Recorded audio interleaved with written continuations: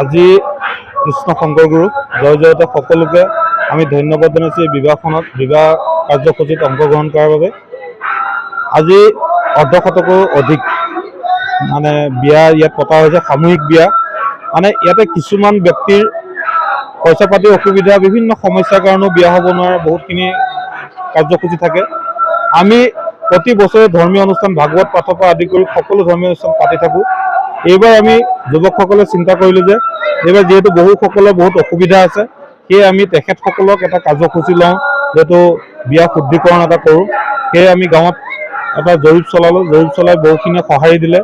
আমি নিৰ্দিষ্ট এটা অৰিহণা লৈ তেখেতসকলে মানে এইটো অৰিহণাত কোনো চিন্তা কৰিবলগীয়া নাই, মানে প্ৰায় 500 টকাৰ ভিতৰত এটা অৰিহণা লৈ বা কিছুমানক আমি ৰেহাইও দিয়া হৈছে, অৰিহণা লৈ আজি এই বিবাহ কাৰ্য সম্পন্ন কৰিছোঁ।